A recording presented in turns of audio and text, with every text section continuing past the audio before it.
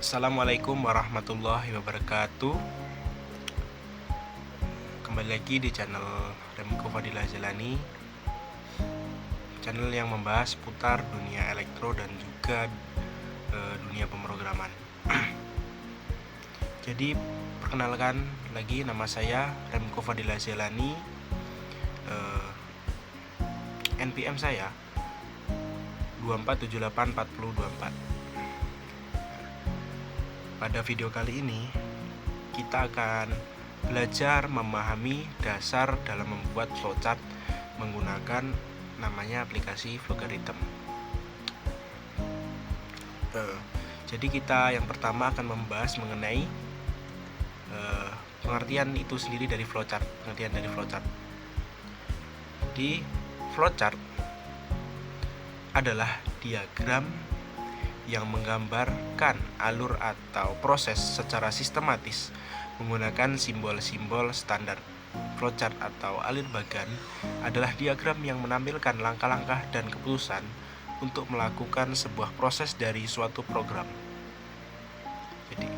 Jadi flowchart ini adalah sebagai langkah-langkah awal gitulah dalam pemrograman. Setiap langkah yang dihubungkan dalam bentuk garis atau panah atau disebut dengan arrow. Flowchart ini digunakan untuk memvisualisasikan tahapan-tahapan sesuatu proses sehingga lebih mudah dipahami dan dianalisis.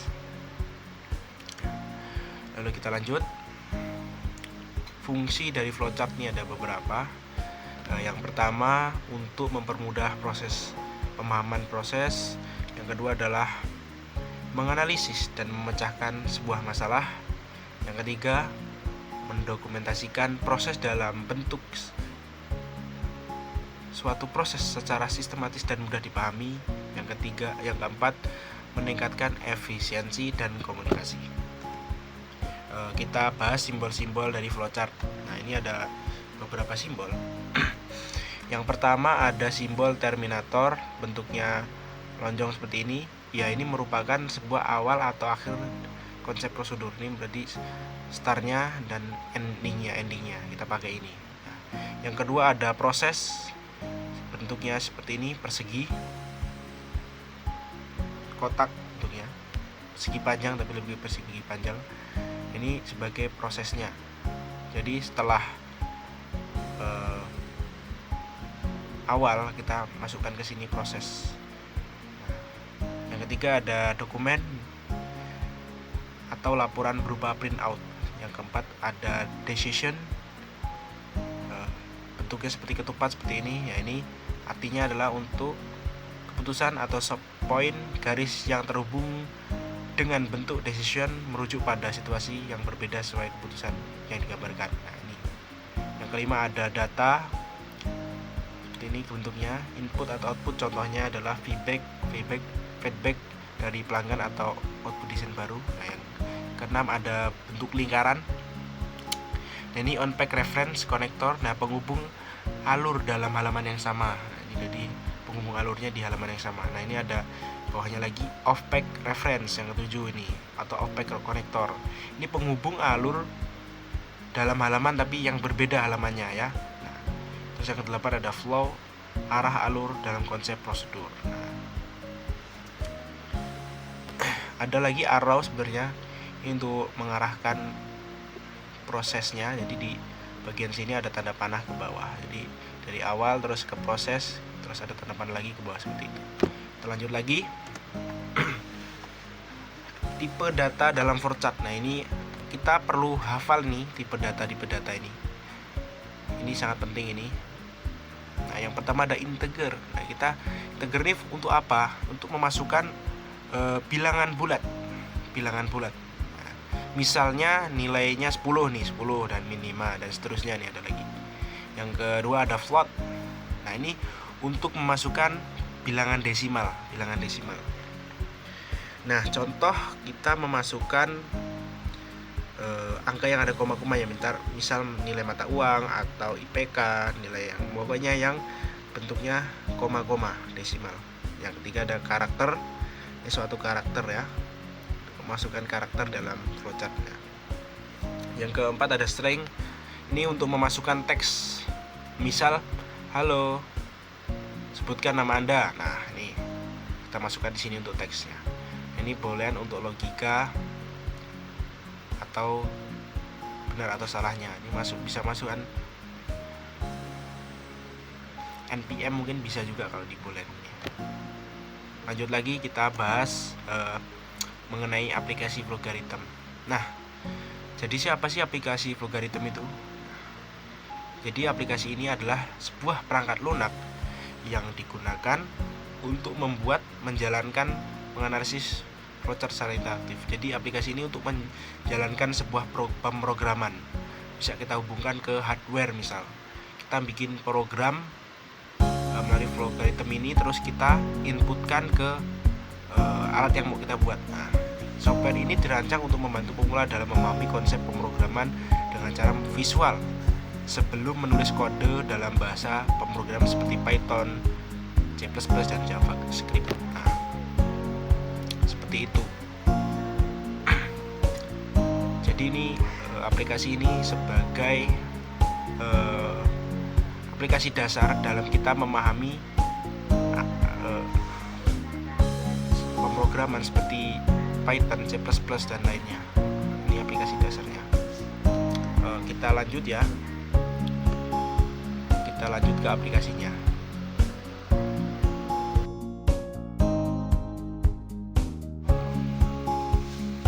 Baik, melanjutkan mengenai aplikasi logaritm. Mari kita masuk ke menunya. Nah, untuk tampilan aplikasi dari logaritm seperti ini, teman-teman bisa lihat ada beberapa menu pilihan di sini. Ada window, ada edit, program. Pada kali ini saya akan memberi contoh mengenai aplikasi logaritm, yaitu input dan output sederhana ya. Yang mana kita ketahui aplikasi logaritm ini adalah aplikasi dasar dari pemrograman ya. Kita akan membuat contoh sederhana saja seperti ini. Jadi kita lihat dulu aplikasinya. Ini ada beberapa menu ya aplikasinya di sini. Ini ada bahasanya, bisa kita ubah di sini. Ada bahasa Inggris, bahasa Indonesia, dan sebagainya. Nah, kita pilih yang Inggris saja. Dan ini untuk melihat kode pemrogramannya seperti ini. Terus kita lanjut lagi, kita akan buat di sini. Kita klik declare. Nah, kita klik declare, kita tulis npm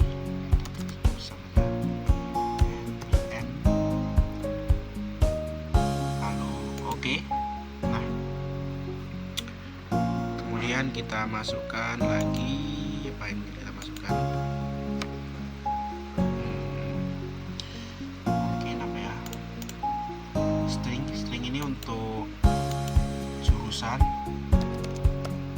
nama, masukkan nama, jurusan, terus prodi. Jadi kita masukkan prodi. Kita klik OK. Nah, kita buat sederhana ini aja. Lalu kita masukkan di sini untuk ya. Sini kita buat. Nah, jangan lupa kalau untuk di output sini kita kasih tanda petik di atasnya. Nah, seperti ini. Masukkan npm Anda. Kita klik OK. Terus kita input lagi, input npm nih, kita input. Masukkan npm.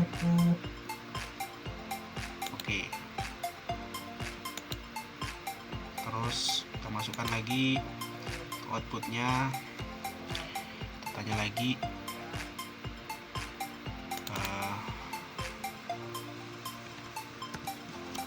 masukkan nama lengkap Anda. Nah, oke. Terus kita lagi input dulu nama,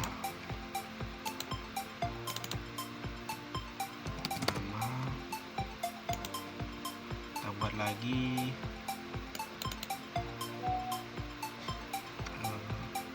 inputnya, masukkan jurusan Anda, masukkan Anda,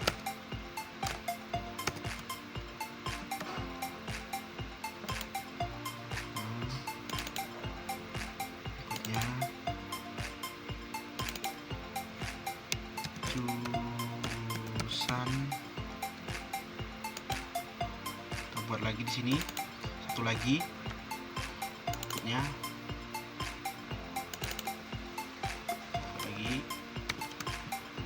masukkan prodi Anda. Kita kasih tanda petik lagi atasnya. Oke, kita tulis lagi di sini.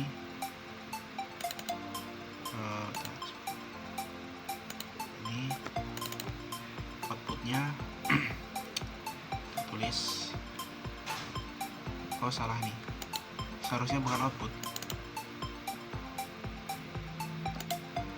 kita delete dulu, delete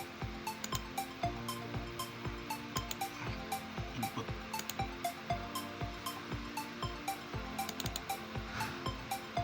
tulis prodi. Nah, setelah itu kita coba untuk mengaply-nya. Kita apply dulu terlebih dahulu. Nah, dia minta menginput, masukkan npm Anda. Kita masukkan npm saya 2478 40 24. Nah, coba kita kirim. Nanti dia akan meminta data. Tuh, masukkan nama lengkap Anda. Berarti kita tulis Remco Fadilah Zailani. Oke, lagi masukkan jurusan Anda. Nah, ini teknologi informasi, masukkan prodi Anda. Nah, ini yang terakhir, teknologi rekayasa elektronika. Oke. Nah, untuk melihat kode pemrograman, teman-teman bisa klik di sini pada item di pojok kanan. Teman-teman klik saja. Nah, ini untuk kode pemrogramannya. Nah, ini